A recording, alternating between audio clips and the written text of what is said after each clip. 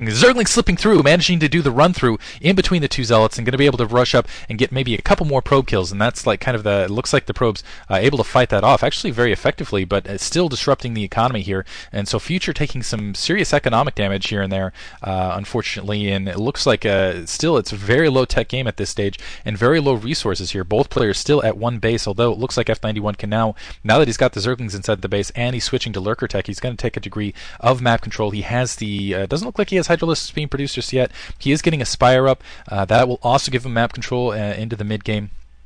Future getting a Corsair up so he can at least get some scouting done and help. And you can see the Zergling blood on the ground and try to work against and maybe work against Mutalisks if they are coming. I'll see some Scourge are being produced. No, it is in fact a Mutalisk force that is being produced. And Future's gonna, as soon as he sees this, he's gonna need to get at least 2 more cannons on his back line. 4 zealots on the front door in the meantime. And 1 cannon helping defend tech, but F91 does have map control at this stage. He is going to be able to get that additional expansion up. The Corsair just wandering around is going to see that Scourge and it's going to have to run back home. Let's see if Future can get these cannons up in time now. Might be a little bit low on the economy there. He's got that second cannon going up. He's not going to be facing that many Mutalisks though, because keep in mind there is no secondary for F91, so he's going to be facing, it looks like, 3 Mutalisks instead of a full 5, 6 or more comparatively, and a more traditional Mutalisk attack off 3 hatcheries. That third hatchery just wasn't there, and it's not exactly like a 2 hatchery build because that second hatchery isn't on the main, but a probing Scourge just to see what the defense line looks like. He's going to try to push up and do some more economic damage, getting a single Scourge hit on that Corsair. But now that cannon warping in, more Scourge coming in to try to deal with these Corsairs. Running back, going to try to get a defense. 1 Corsair down, 4 Mutalisks working against that single cannon. 2 have been taken out, and it looks like, wow, the last one being taken out, and that cannon severely damaged. Just 1 Mutalisk left, 2 Corsairs up in the air, and weapons 1 being upgraded from Future. So it looks like he's wanting to switch into a Corsair DT kind of mix, so he can regain a degree of map control, maybe take as an expansion, having to put down another cannon in the meantime. But F91 starting to produce at his second hatchery, so he's got a couple drones, doesn't have very good saturation there. Now transferring some drones to get a little bit better on the drone saturation.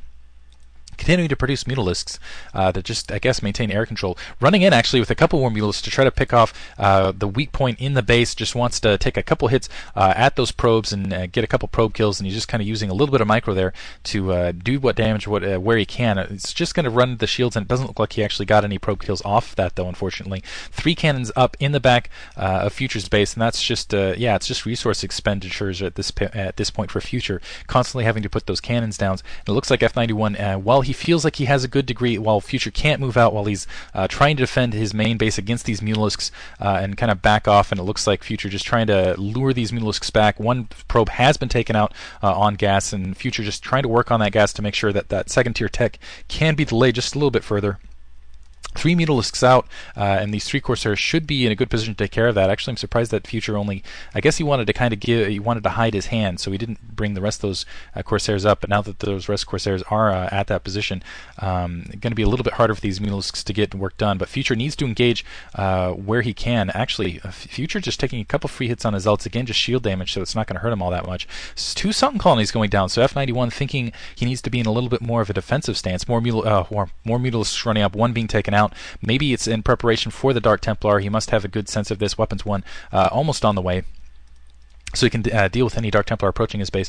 Does have looks like 2 Hydralisks, a couple Zerglings on the front door. Great drone saturation on his secondary. His economy in a much better position than Future's, I would say. And it looks like he's going to try. He's scouting out, making sure that another base hasn't been put up. And I'm curious if he's thinking about expanding himself in just a moment here. Weapons 1 almost finished, and a good amount of Corsairs out. And I still don't see any Dark Templar. It looks like that Templar, no, a robotics facility going up. So we might see Corsair, just a Corsair Zealot attack. So Zealot speed has been in fact upgraded. Didn't see the Templar Archive, so calling it a little bit off there. And now Corsairs engaging up the field. A lot of Scourge coming back around though, and able to take out, wow, all of them land. Able to take out 3 there, but I think Future still feeling he's in a good position. Running the Zealots right by. One of them manages to sneak through the rest, getting halted though, and with that Lurker underneath, he's just going to have to back off. He did manage to sneak 1 Zealot through at the very least, but it looks like it's not going to be lasting long. Did manage to take out F91's error at least. otherwise, he was able to take out the Mutalisks, and he's going to try to establish his second base. Looks like some Zealots pushing up. The Lings trying to engage to force those Zealots to remain in the Lurker fire. Looks like actually the Zealots are rallied actually towards the front of F91's base, getting a couple free hits on those Lurkers as they're pushing through. The Zealots trying to push them off to the corner before they can engage and before cannon can be established. Zerglings managing to push around. One Lurker down actually before it can really do anything. Now Zerglings trying to attack that pylon on the front line. The Zealot just kind of waiting for that Lurker to pop back up. So just an absolute small game micro fight, and Future playing a very creative game. F91 adjusting quite well. Very unorthodox game at this stage, I would have to say. Somewhat unorthodox game, I would say. This almost looks like old school Protoss versus Zerg, I have to say. I haven't seen this type of play in a while. Anyway, Future backing off. He's still got that Zealot just kind of camping, and there it looks like some Zerglings now pushing off. And now I think F91 is thinking about establishing an additional base. He's got a lot of hatcheries down. Actually, he might just be shifting. He's got the 5 hatcheries, thinking about switching into 5 hatch Hydralisk. I'm not sure how he's doing as far as the Hydralisk range or speed upgrades. It looks like they might be speed upgraded a little bit more of an engagement. Some Lurkers still doing some damage on those Zealots on the front door. He really wants to deny the Future this expansion. Wants to try to run up with a brunt grouping of forces for that. Future backing off now. The Zealots running on trying to engage those Lurkers while they are unburrowed. He does have an obs, but he doesn't want to run over those Lurkers obviously when they're burrowed, just because the splash damage. They eat the Zealots alive. Just going to rely on to hold back on the cannons. Let's see if he runs up and tries to engage here. Mutalisk's coming up alongside as well, and it looks like, yeah, he's going to get a good surround, able to take one Lurker out, going to be able to take the second Lurker out. And so pretty good micro there, really inflicting there. And now the Mutalisks running in from F91, but they're getting immediately kind of crushed and backed off. 4 Lurkers just trying to create a little bit of a blockade contain.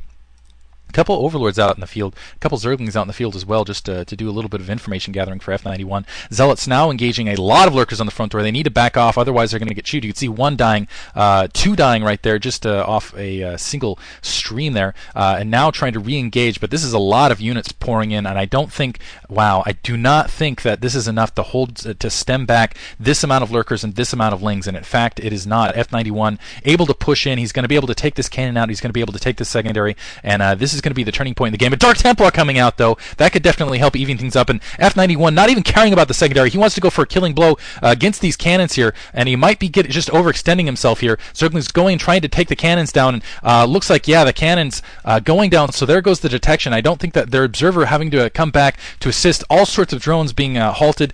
Looks like the Dark Templar able to kill the rest of the Zerglings, but really F91 being really risky here. I think he should have just gone and taken out the secondary and played a starvation game from that point. Future blocking his front door, able to take care of the Lurkers with that Dark Templar in the meantime. So still taking some pretty heavy losses there, but not as heavy as he would have otherwise. Zergling starting to stream across. He really needs that Dark Templar in a hold position on his ramp, or at least in some sort of defense structure around that secondary, bringing the Dark Templar down. And so now he might, with just the pure brunt of Zerglings, he still might be able to get it done here.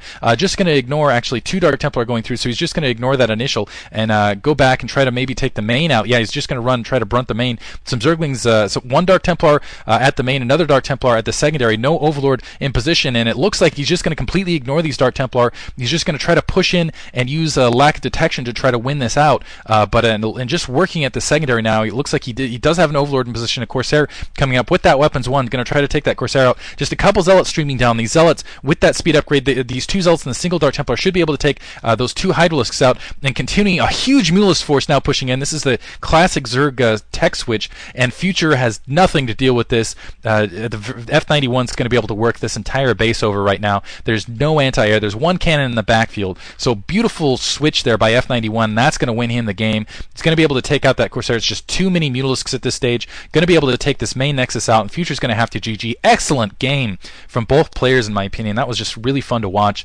across the board. It looks like actually Future's not going to GG at this point after losing his main. He's going to try to work off his secondary Nexus. He's going to probably lose it to these Zerglings here. So yeah, it looks like these Zerglings able to get the Nexus down, and that is definitely going to be GG from